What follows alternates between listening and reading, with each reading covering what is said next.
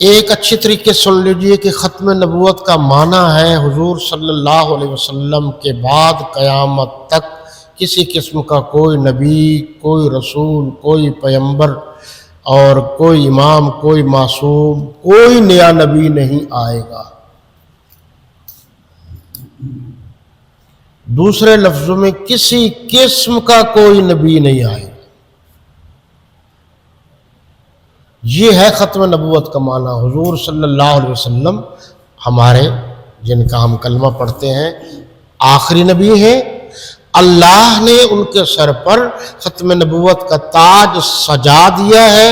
اب اللہ نے کوئی سر ایسا رکھا ہی نہیں کہ جس پر ختم نبوت کا تاج سجایا جائے۔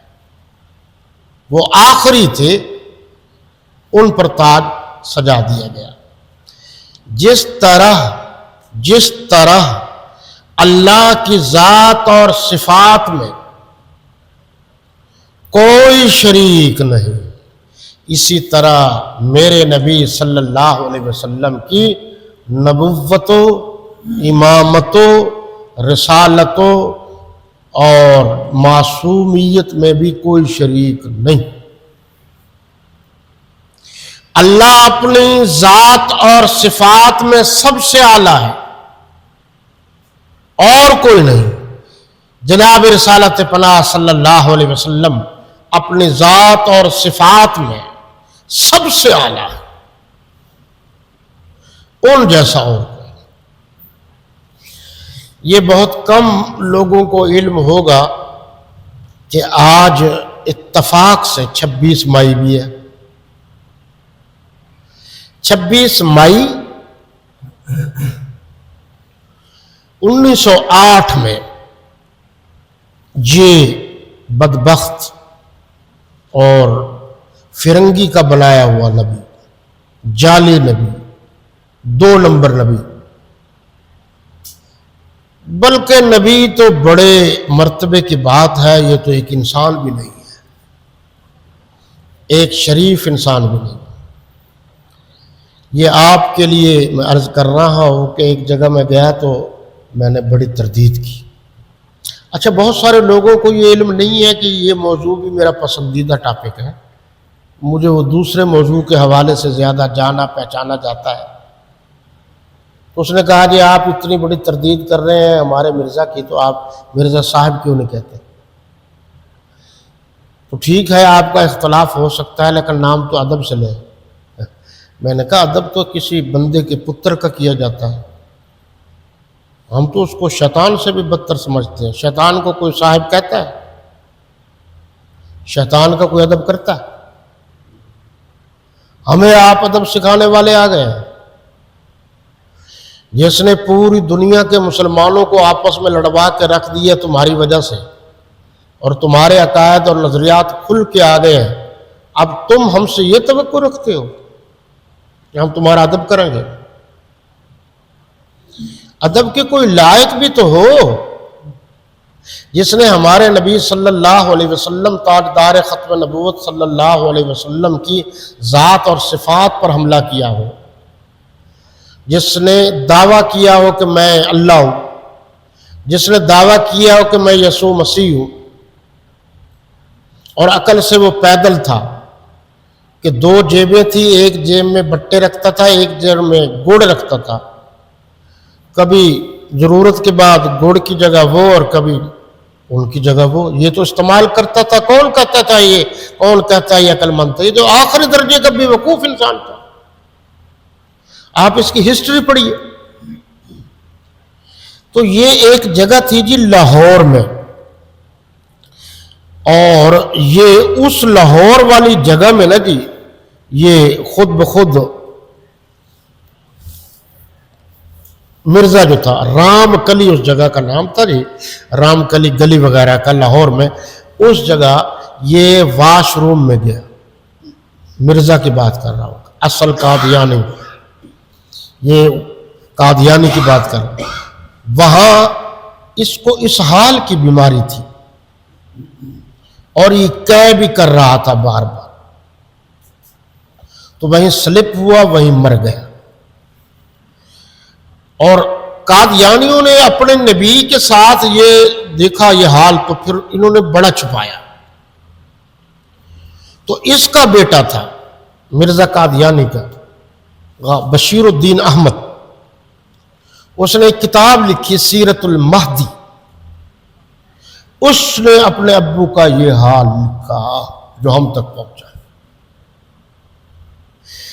یعنی اصول یہ ہے، قاعدہ یہ ہے کہ انبیاء کرام علیہ السلام جس جگہ اس دنیا سے جاتے ہیں آخری آرام گاہ ان کی وہی ہوتی ہے.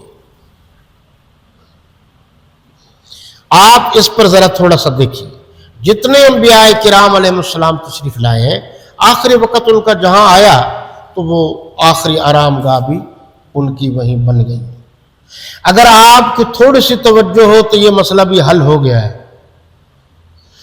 جناب رسالت مآب، جناب رسالت پناہ، سید المرسلین، خاتم النبیین والمعصومین صلی اللہ علیہ وسلم جب آخری وقت تھا تو وہ کہاں تھے؟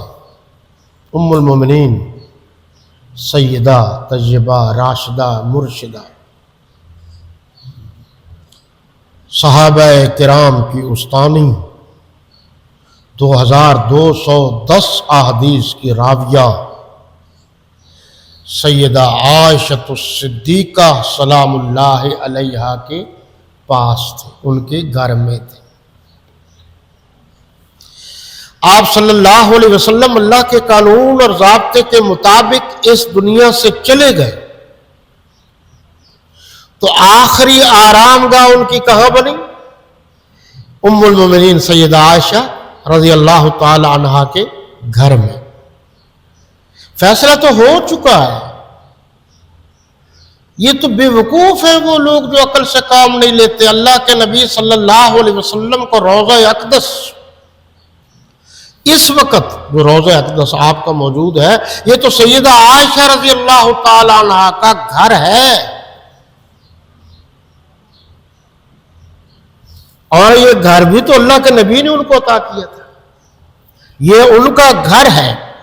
اور آپ نے فرمایا ما بین بیتی و منبری روضۃ من ریاض الجنہ، جہاں میرا گھر ہے یہ اور یہ ارد گرد یہ سب جنت کے ٹکڑوں میں سے ایک ٹکڑا ہے. اس دلیل کی بنیاد پر میں ایک بات کر رہا ہوں.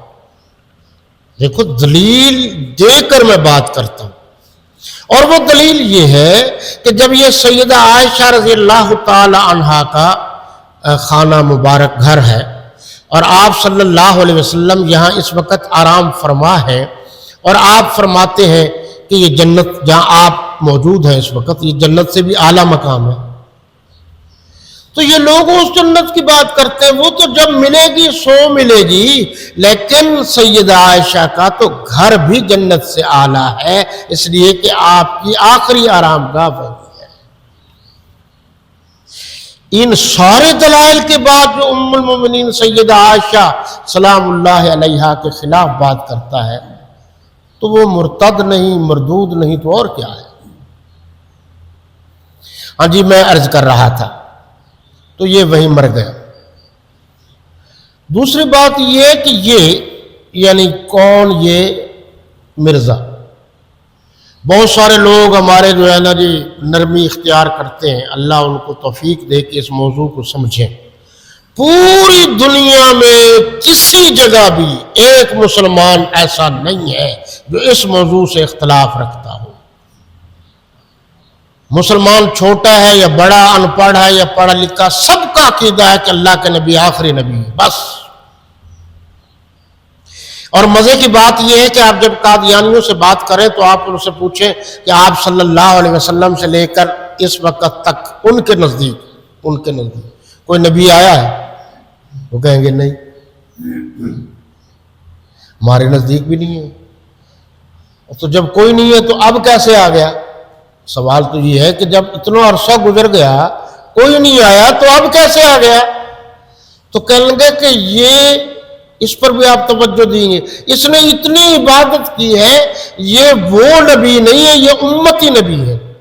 اگرچہ تضاد ہے، قادیانی نے لکھا ہے اور باقی ان کے چمچوں نے بھی لکھا ہے وہ کامل و اکمل نبی تھا. کون؟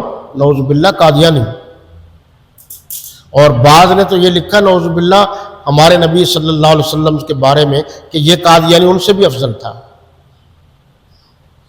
اب وہ قادیانی کہتے ہیں کہ جناب یہ جو نبی ہے یہ اصل میں اس نے بڑی عبادت کی ہے، ریاضت کی ہے، تو یہ امتی نبی ہے، امت میں سے کوئی بن سکتا ہے؟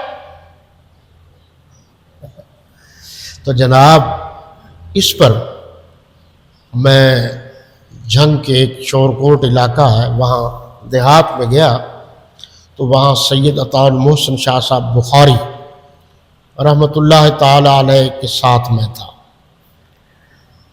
تو اس پر جب بات ہوئی تو میں نے تقریر میں ایک بات کی کہ جناب ایک آدمی کا بھانجا ہے، اب اس کی بہن بھی فوت ہو گئی، اس کا بہنوئی بھی فوت ہو گیا، اس نے پالا اس کو، اس نے ماموں نے گویا پالا.